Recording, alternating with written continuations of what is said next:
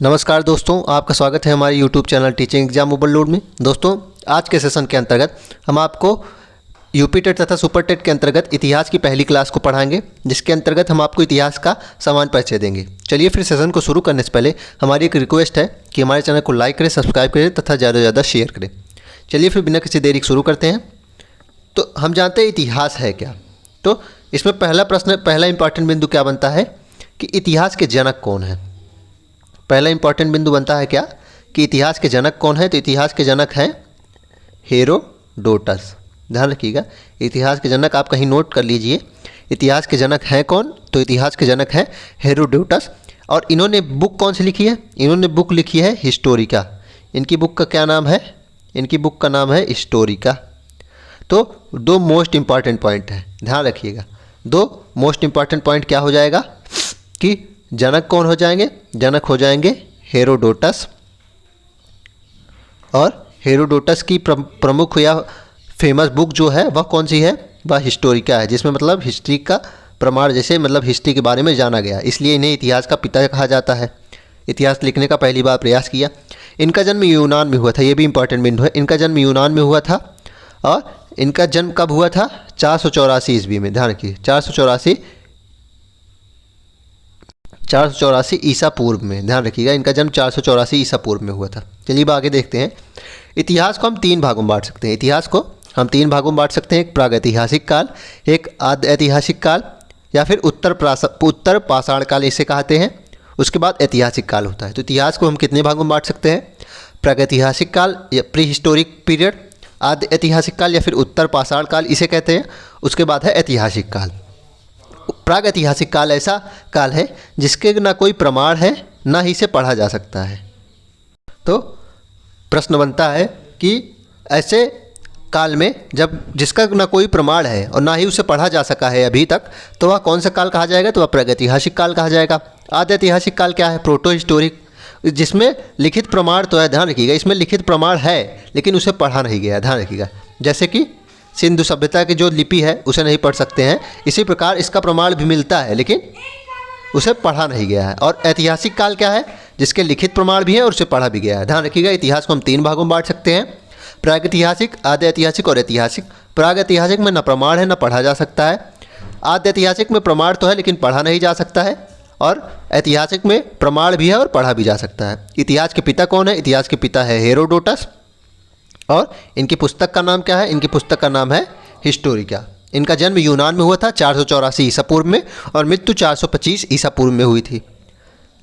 अब चलिए देखते हैं, प्रागैतिहासिक काल को भी हम तीन भागों में बांटते हैं। ध्यान रखिएगा, प्रागैतिहासिक काल को हम तीन भागों में बांटते हैं, पूरा पाषाण काल, मध्य पाषाण काल और नव पाषाण काल।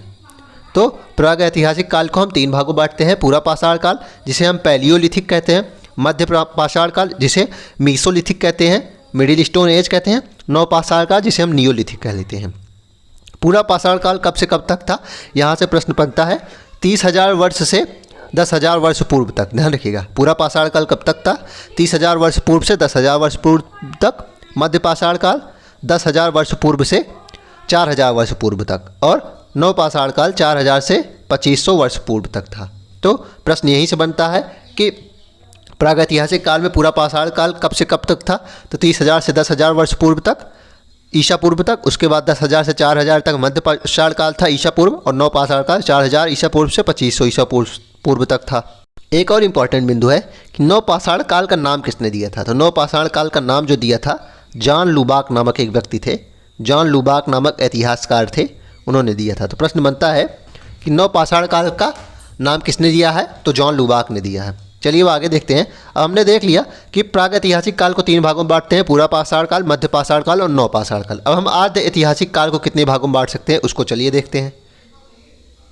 तो आद्य ऐतिहासिक काल को हम दो भागों में बांटते हैं।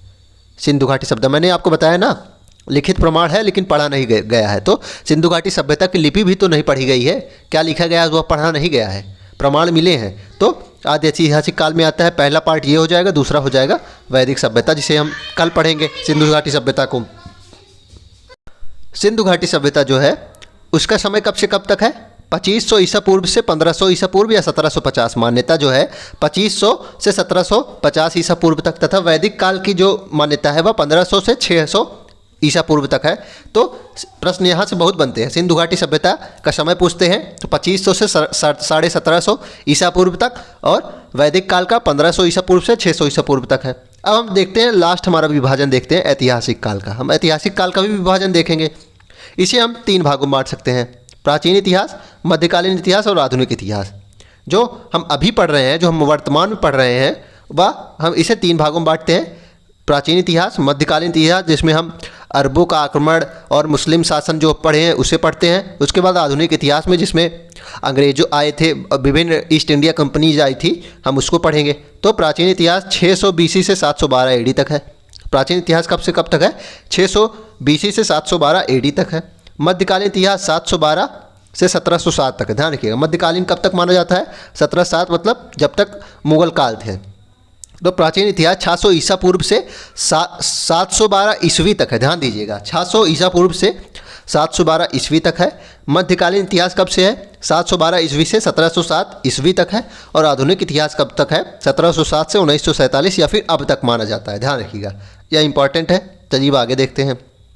अब हम आगे देखते हैं ऐतिहासिक काल की जो हमने विभाजन किया है उसको थोड़ा सा हम डीप देख लेते हैं कि प्राचीन इतिहास में क्या क्या हम पढ़ेंगे। प्राचीन इतिहास में हम पाषाण काल को पढ़ेंगे, वैदिक काल को पढ़ेंगे, सिंधु घाटी सभ्यता को पढ़ेंगे, 16 महाजनपद जो है उनका वर्णन जो मिलता है उसे पढ़ेंगे, मगध साम्राज्य को पढ़ेंगे, मौर्य काल को पढ़ेंगे, मौर्योत्तर काल को पढ़ेंगे, गुप्त काल को पढ़ेंगे, तथा उत्तर भारत का इतिहास पढ़ेंगे और पूर्व मध्यकालीन भारत का इतिहास पढ़ेंगे। उसके बाद मध्यकालीन इतिहास आएगा, उसमें हम अरब आक्रमण को पढ़ेंगे, तुर्क आक्रमण को पढ़ेंगे, सल्तनत काल को पढ़ेंगे जो 1206 से 1526 तक है, और मुगल काल में पढ़ेंगे 1526 से 1857। ध्यान रखिएगा, यहाँ 1707 तक जो दिया गया है वह मुगल काल का अंत नहीं माना जाता है। मुगल काल का मतलब प्रभुत्व यहाँ मुगल काल का ख़त्म हो गया था, लेकिन ध्यान रखिएगा मुगल काल का अंत 1857 में हुआ था।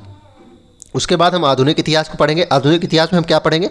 मराठा साम्राज्य पढ़ेंगे, धार्मिक जो आंदोलन हुए हैं उसको पढ़ेंगे, विदेशी शक्ति का आगमन पढ़ेंगे, 1857 की क्रांति पढ़ेंगे, सामाजिक जो विभिन्न आंदोलन है जिससे यूपी टेट में भर भर के प्रश्न बनते हैं उसे पढ़ेंगे, ब्रिटिश गवर्नर को पढ़ेंगे, और आज़ादी के लिए संघर्ष, यह भी बहुत इंपॉर्टेंट टॉपिक है यूपी टेट और सुपर टेट का, तो इसको हम पढ़ेंगे।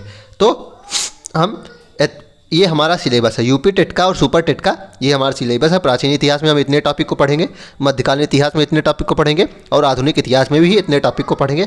तथा इसके साथ ही हम आपको इंपॉर्टेंट पॉइंट, हमारी क्लास का मेन पॉइंट ये रहेगा, मेन बिंदु ये रहेगा कि जो प्रश्न मोस्ट इंपॉर्टेंट रहेंगे हम उसको बता देंगे कि आपको मोस्ट इंपॉर्टेंट है। जैसे कि पूरा पाषाण काल पढ़ाएंगे तो उसमें हम पढ़ाएंगे आपको सारी चीज़ें, लेकिन मोस्ट मतलब कुछ ऐसे बच्चे होते हैं जिनको ऐसा चाहिए कि मोस्ट में से मोस्ट बहुत क्रीम एक आप बता दीजिए, उसी से हमारा पेपर फंस जाए। तो हम आपको वो पॉइंट बता देंगे कि इसको पढ़ लीजिएगा, ये मोस्ट में से मोस्ट इंपॉर्टेंट है, तो वो याद कर लीजिएगा। तो हम आपको पढ़ाएंगे पूरा डीप, लेकिन मोस्ट इंपॉर्टेंट जो है उसको हम बता देंगे, तो आप उसको स्टार बना लीजिएगा, PDF आप ले लीजिएगा। चलिए फिर आज के सेशन में इतना ही। आज हम आपको इतिहास का परिचय बताया और हमारा सिलेबस क्या होगा हमने उसको बताया। तो कल से हमारी विधिवत क्लासेस स्टार्ट हो जाएंगी और कल से आप हमारी क्लासेस को ज्वाइन कर लीजिएगा। चलिए फिर आज के सेशन को हम यही समाप्त करते हैं। आशा करता हूँ को आपको यह सेशन समझ में आया होगा। चलिए फिर, धन्यवाद।